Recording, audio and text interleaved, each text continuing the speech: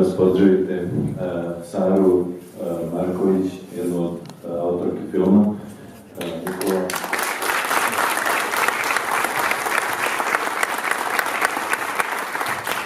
Nikola nije opravdan odsutan i pozdravimo Skileta koji je protagonista. Ako želite neku uvodnu reč, sad je prilika. Da, definitivno. Hvala svima što ste došli. Ovo je naša lažna premijera, pošto možda znate, ali trebalo je već u DKC-u da bude ceo srpski takmičarski program Beldoksa, pa je onda odjednom bio zatvoren zbog loše regulicanja protiv požarnih mera. Sad su odjednom sve to sredili. Onda smo imali još neke probleme sa drugim salama, ali divni momci iz Beldoksa su se silno potrudili i mi smo zapravo imali premijeru u Ušću i evo, ovo je ukupno 4. projekcija sve od strane Beldoksa, tako da hvala silno Beldoksu što se ovo sve događa i to je to.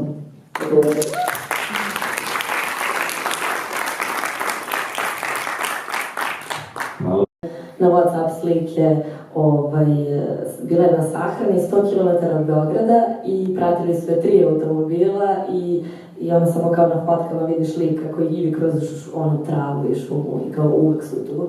Samo niko i dalje nije shvatio po čemu odaberu kada će da se kao prikažu nama i kada će da nas prate tako da ih vidimo ili kada nas samo prisluškuju ili tako da u principu nije ništa mnogo drugačije od ovoga što ste videli i traje već od 2014.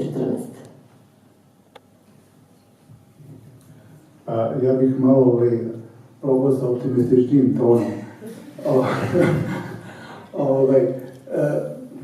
Puno puta sam gledao film i on se završava na jedan, da kažem, neoptimističan način. Tema je vrlo teška i vrlo turobna. Autori su pokušali da je iznesu na što pitkiji način, da kažem. Eto, bilo je i par, bilo je nešto smeha tokom filma. Film se praktično, njegov život i film sam se nastavio, kao što je Sara upravo rekla, posle premijere, što više u času kad smo napravili dogovor sa Beldoksom da se prikaže, nekako su ponovo počele da se dešavaju stvari kao za nekim nastavak ovog filma. Ali činjenica da smo ga ovde prikazali večeras je jedna mala pobeda za sve nas i za sve slobodumne ljude u Srbiji. Tako da, iako se ova priča nastavlja i dalje, iako te aveti koji se ovde nalaze i dalje postoje, ipak smo ih pobedili, barem u ovom slučaju, i prikazali smo film u ovom dvorani Kulturnog centra, gde je pre 5 dana pre premijere filma protivpožarna policija došla i zatvorila ceo bioskop.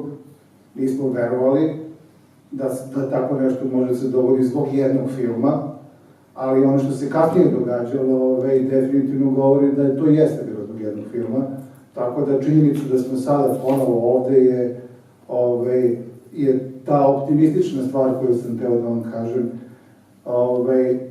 To je sve zahvaljujući hrabrosti festivala, ali pričat ćemo još na tu temu da sad ne iscrpimo sve. Dakle, ja bih prepustio vama bilo kakve pitanje, komentare, pozitivni, negativni, neka vrsta debate takođe.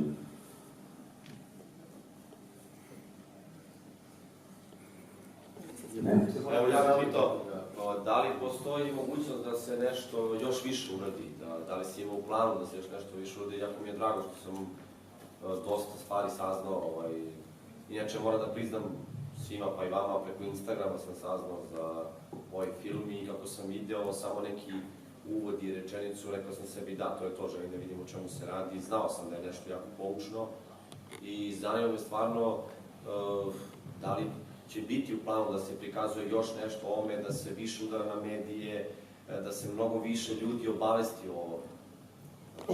To me zanima iskreno. Hvala ti puno. Drago nam je što ima ljudi koji nisu samo naši prijatelji i širi krugovi, tako da je to baš super. Što se tiče planova, pa ja nekako mislim, mnogo mi je pao kamen sa srca što uopšte smo imali sve te projekcije za koje smo vrlo do minut do projekciju, do premijeru nismo znali da li će se zapravo ostvariti. Evo, ovo je već 4. pa onda bili smo u medijima, počela da se piše o tome, dobila sam poziv od nekih novinara, što je velik napredak u odnosu na to kako je sve počelo. A sad ne znam, ili imamo neke dalje plane. U širom svetu ulažu ogromne napore da se sazna za to, kao što ti kažeš upravo. To je teško iz puno razloga. Prevashodni razlog je ovo što je rečeno ovde, jedna platformista je rekla, zato što u današnjem svetu je trgovina prioriteta, ljudska prava su na drugom mestu. To nije slučaj samo kod nas, to je nažalost slučaj svuda na svetu, na zapadu pogotovo, gde se deklarativno zalaže za ljudska prava, ali ipak je trgovina u prednosti.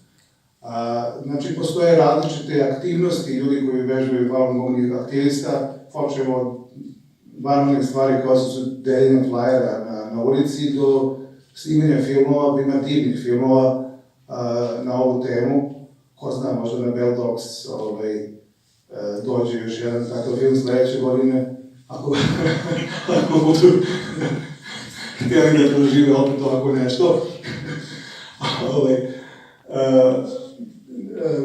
Kod nas, nadamo se da će biti prikazan film i na nekoj televiziji, tako da će se pričati malo više o tome, ali generalno je vrlo teško probiti informativnu blokadu, ne samo ovde kod nas, nego čak i u Americi, Engleskoj, Francuskoj i tako dalje.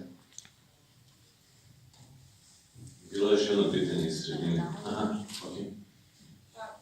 Moje pitanje se malo nadovezuje na ovo što ste već rekli. S obzirom na to da na svetskoj sceni je kao su dva tabora, Kina i da kažem zapadniji kapital, da li možete da se uzdate u neku institucionalnu podršku koju je sa neke strane koja je prosto u interesu da se za ovo sazna kao neka vrsta? Mislim da je to pitanje za tebe najbolje. Pa, bojim se da je odgovor ne. S obzirom da program traje već 20 godina, do sada je usvojena bilo je raznih rezolucija, ali sve ostaje na tim rezolucijama. Ono što je cilj ljudi koji su aktivisti Falun Gonga je da ljudi saznaju što više za ovo, da nekako se u sebi opredele u odnosu na taj progon. Oni misle da je to jako važna stvar. To možemo čak i da povežemo sa nacističkom Nemačkom, gde ljudi za koncentracione logore zaista nisu znali dok saveznička vojska nije ušla u njih. To danas zvuči nevjerovatno, ali istorijske su činjenice da ima svedočenje kako američki generali nisu mogli da veruju kad su ušli u logore i kako, iako im je rečeno da to postoji, da naprosto su odbijali da veruju. Taj slučaj postoji i danas, nažalost. Ljudi naprosto odbijaju da veruju da postoje ovakvi zločini.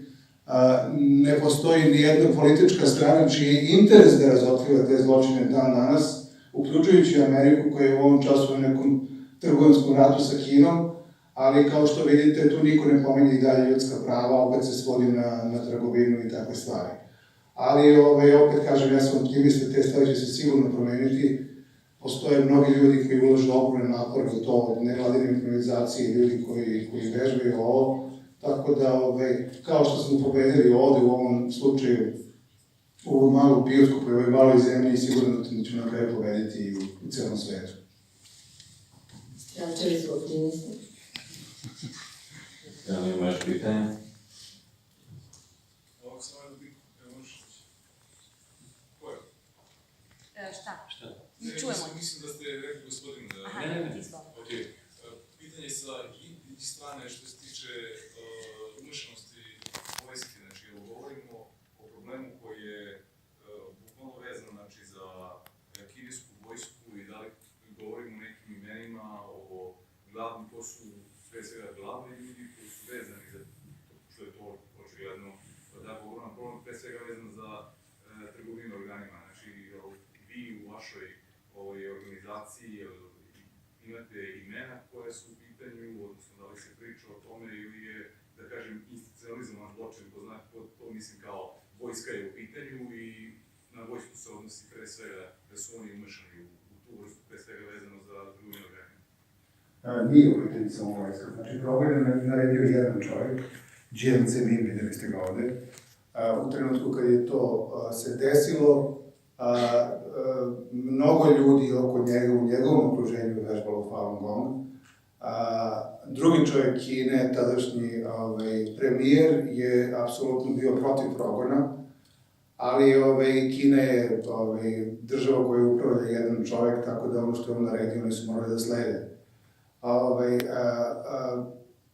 Kad je u pitanju uzimanja organa, to se najčešće radi preko vojske, preko velikih bolnica, koje su mnogo veće od našeg VMA, na primjer, ali se radi i preko nekih sudskih bolnica, zatvora, pa čak i civilnih centara za transplataciju.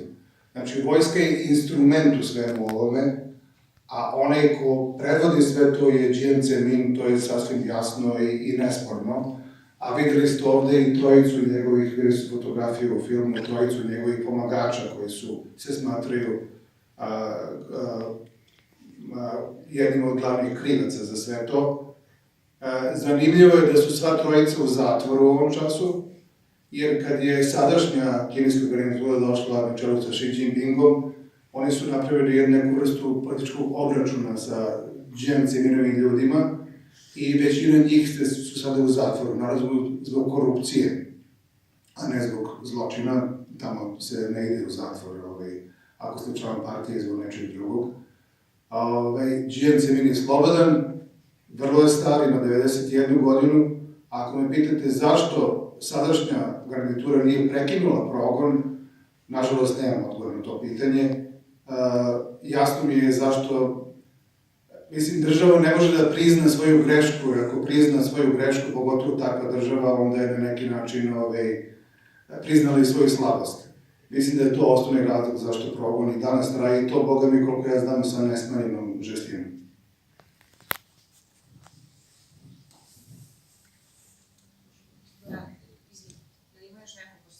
Imaš neko? Ima vremena, ne brinem. Da li mislite da li se slično nešto desilo da je bilo organizovano u nekoj drugoj državi? Ili mislite da je naša policija poprilično poslušna? To je to. Znači, opet ti... Pa nekako ja stvarno mislim da imamo primere protesta koji su se dešavali u raznim nekim drugim državama, imamo i primere, to je uspešnih protesta, imamo i primere, na primjer Shen Yun je ta neka predstava koju Falun Dafa praktikanti prave kao neki umetnički prikaz / balet o kome pričaju o progonu i to, na primjer, znamo da je bilo zabranjeno tako što isto odjednom kao nešto nije u redu sa nekim pozorištem negde u svetu. Ali mislim da konkretno situacija sa hapšenjem, sa bukvalno kidnapovanjem ljudi za koje niko nije znao gde su 3 dana, mislim da tako nešto elegantno učinjeno može samo kod nas.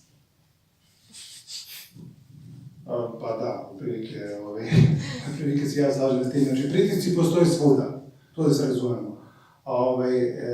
Pritisci postoje i u malim i u velikim zemljama i u svakom trenutku kad Kineska komunistička partija pomisli da se nešto govori protiv nje. Sad, kako će se reagovati na te pritiske, to je već druga stvar. Koliko ja znam, Marko, ti si pomenuo ženu iz festivala u Lisabonu, na kojoj je vršen pritisak. Da, ali to je Agnješ Rudenštajn, ali tema je bila genocid nad Jermenima, Turska, tako da je iz turske ambasade bio aha, to je bila ta priča, da se skine film sa programa, ali druga tema.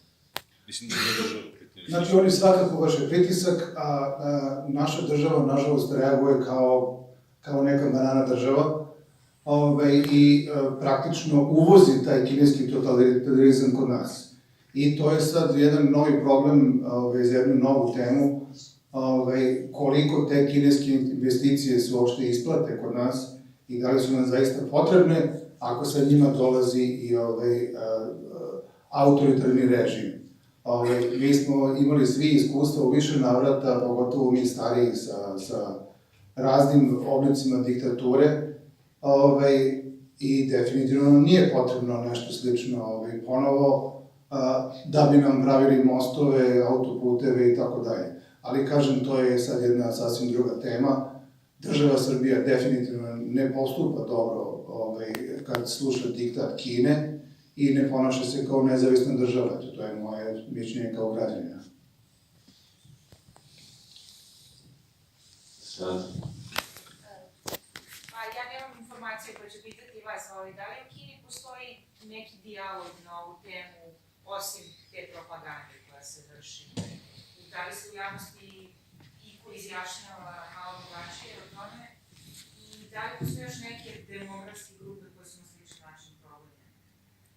Osim da tu upražnjavaju pažnju. Tibetanci. Pa postoji kako druge grupe. Kina ima biro za cenzuru dan danas, koji je vrlo jak. Znači u Kini se, koliko sam ja čuo baš pre neki dan, dnevno cenzuriše 63.000 ključnih reči na internetu. Znači ako u Kini ukucate reč Tibet, Falun Gong ili bilo šta iz te serije dobit ćete beo ekran. Znači internet cenzura je vrlo jaka. Novine i televizija su takođe, i kad su privatne, opet su na neki način pripadaju državi, znači drugi glasovi se u Kini ne mogu čuti. Onda kad se čuju, onda završavaju, nažalost, u zatvorima. Bilo je primjera vrlo žalostnih, ima čak i filmova o tome, advokati koji brane ugnjetenu u Kini, ne samo Falun Gong, nego i ljude koji se zalažu za radnička prava i slično, advokati koji se usude da izađu na sud, da ih brane, završavaju u zatvorima, logorima, bivaju mučeni i tako dalje. Tako da u Kini nema dijaloga u ovom času, definitivno, što ne znači da ne postoje slobodni ljudi. A što se tiče ovog drugog dela pitanja, kako veže? Samo da dodam. To ste mi već govorili, koje su druge, da li postoje druge, ne znam, religije ili grupacije kojima... Najveći problem za koji se zna posle Tibeta je Xinjiang. Xinjiang je jedna provincija muslimanska koja se nalazi pod opsadom već godinama, gde praktično policija ima neograničena prava, između ostalog mene zapanjilo kad sam čuo da ako vas dostavi saobraćajna policija, oni mogu da vam uzmu mobilni telefon, da učitaju sve podatke iz tog mobilnog telefona i kasnije to da koriste na sudu kao dokaze protiv vas. Imaju sad neke nove tehničke igračke kao što su softver za prepoznavanje lica i ne samo to, izmislili su nedavno softver za prepoznavanje koraka. To mi je posebno bilo zanimljivo. Znači, ako stavite kapuljaču i prođete pored kamera, oni će vas prepoznati po koracima.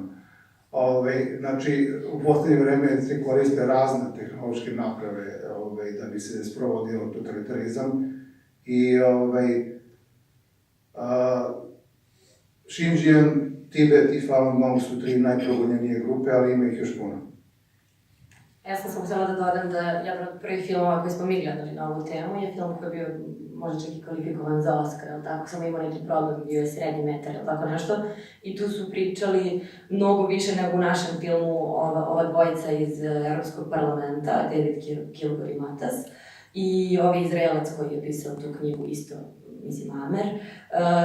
I glavni protagonisti su Kineskinje i Kines koji su odbili, ne znam, neku u Australiju, neku u Ameriku. I tako da, nažalost, jedni ljudi koji zapravo mogu da pričaju o tome je samo izvan Kine. Evo, samo smo imali ovog doktora iz Kine koji isto živi u Americi.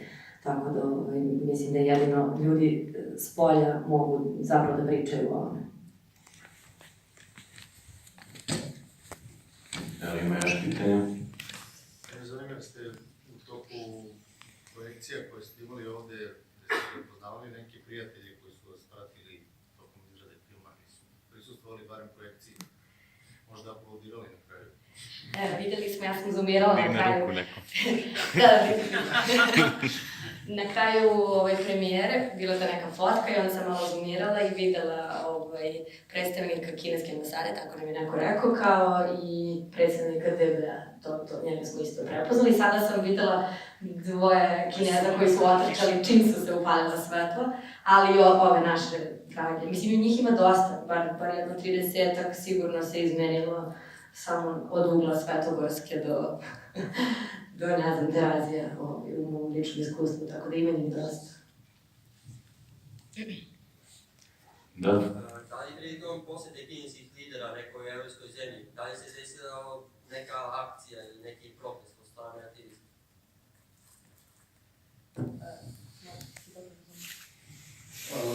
Uvek kad dolazi neki viši kineski lider, da li je premijer, predsjednik ili čak možda neki ministar, bilo gde u Evropi, dešavaju se, pa ja ne mogu da ih zovem protestima, dešavaju se apeli. Znači, to se koristi kao prilika da se pokrene pitanje programa Falun Gonga.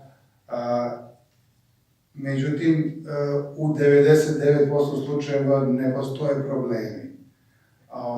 U nekim državama će policija reagovati tako što će, ako, na primjer, oni prijave skup ispred hotela gde boravi kineski zvaničnik, oni će ih pomeriti malo dalje, a ne baš preko puta hotela.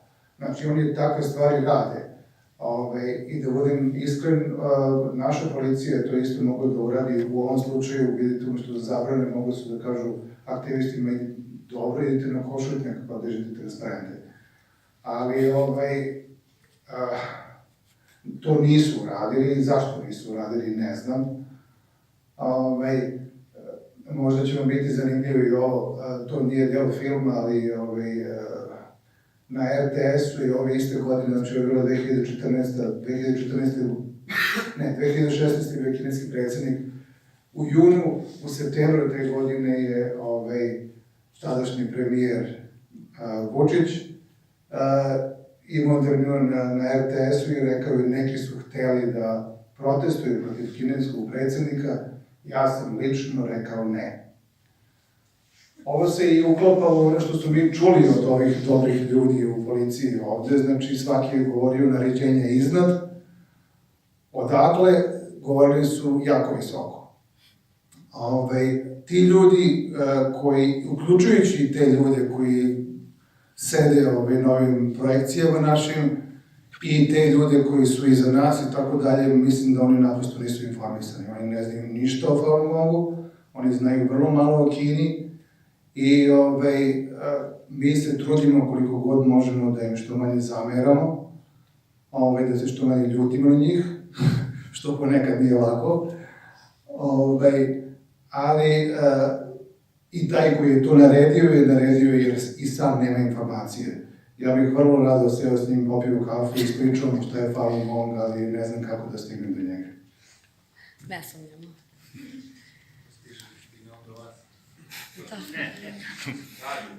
Da li ima još pitanja?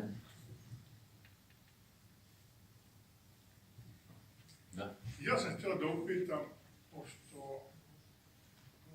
ona 3 velečasna njihova što su sad utapšani zbog korupcije, čini mi se da nisu predali sve pare koje su uzeli od organa. Najvjerojatnije zbog toga su utapšeni, jer nema drugo. On drugi posao nema. A to je njihova stvar. Nego mnogo uzimaju organe od Falun Dape. Da li je zdravstveni problem, razlog u stvari, taj zbog koga se to radi? Jer s obzirom da Falun Dapa daje zdravlje prvenstveno, da su njihovi organi najbolji. Ali je to jedan od razloga. Šta je tačno pitanje?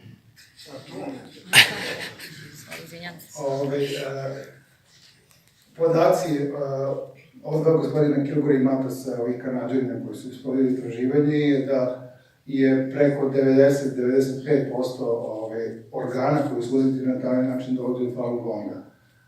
Prema njihovom izveštaju koji sam čitao, to je zbog toga što su ljudi koji vežbaju Falun Gong vrlo kvalitetnog zdravlja. Znači nije bez razloga što to rade sa njihovim organima, ne i sa organima drugih zatvorenika i protivnika. Znači prema Kilgoru Matasu, to je zbog toga što su ti ljudi zdravi, čak i kad ih maltretiraju i muče u zatvorima. Ako je to bilo pitanje. To čak ja mogu potvrdim, ja ne vežbam Falun Dafu i kao i sve što imate u kući od malena, imate averziju prema tome, tako da ja nikad nisam probala da vežbam. Ali je činjenica da ovaj čovjek nije bio kod doktora 20 godina i više. 15? Ali kod zubara isto 15, što je dosta zabrinjavajuće. Tako da, eto, sigurno je to razlog, zaista jesu dosta fizički i mentalno zdravi. Da li mogu ja da postavim pitanje tebi? Možeš. Ako idete negde, Ti si koliko dugo umetnički direktor festivala? 2 godine. 2 godine. Kako si se osjećao ove godine kad je krenula ova afera sa filmom u odnosu na prethodnu i uopšte kako kao filmski stvaralac i građanin Srbije si doživeo sve te stvari koje su se dešavale u vezi sa filmom? Kao što sam rekao na početku, nama je dužnost da svakom gostu, svakom autoru obezbedimo, kako mi rekao, podjednake uslove. Tako da...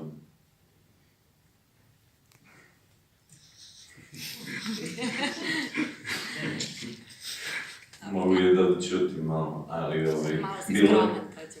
bilo je, pa, mislim, ne znam koliko sad treba o tome da se jer ovo je ipak razgovor o filmu i o samom problemu o kome se film bavi, ali ono što je bitno je da smo uspeli da imamo 4 projekcije nakon svega.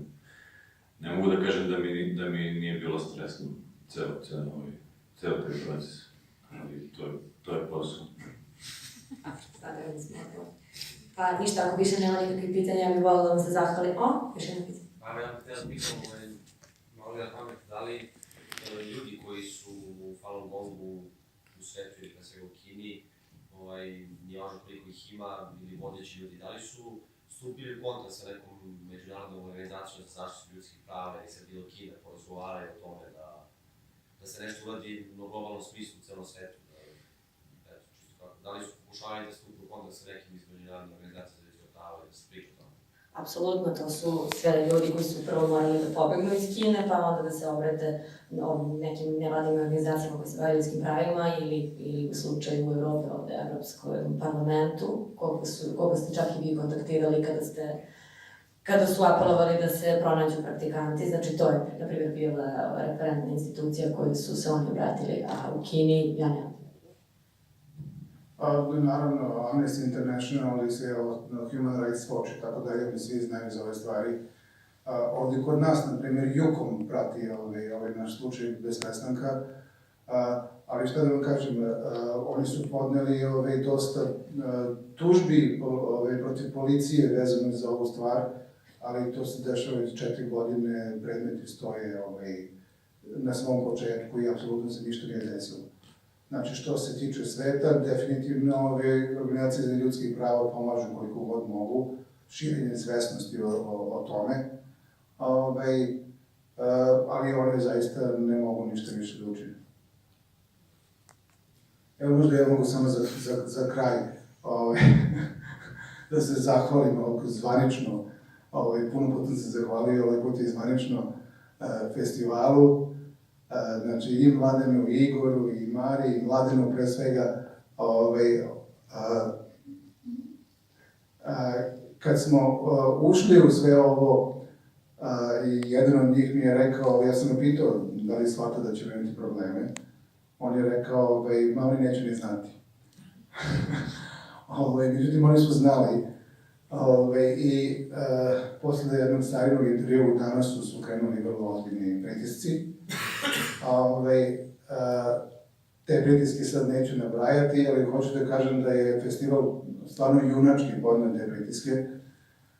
Iako je to jedan mali festival, iako je dokumentarni film jeste uspon u ovoj zemlji, ali ipak je samo dokumentarni film, nije igrani. Oni su sve to izdržali, da kažem, junački, borili se za film kao da je njihov sopstveni i na kraju krajeva zapravo svi mi smo se borili za slobodu u ovoj zemlji, a ne za jedan film ili bilo šta drugo. Izdržali smo i pobedili smo i pobedit ćemo ponovno. Hvala. Hvala na pitanju. Samo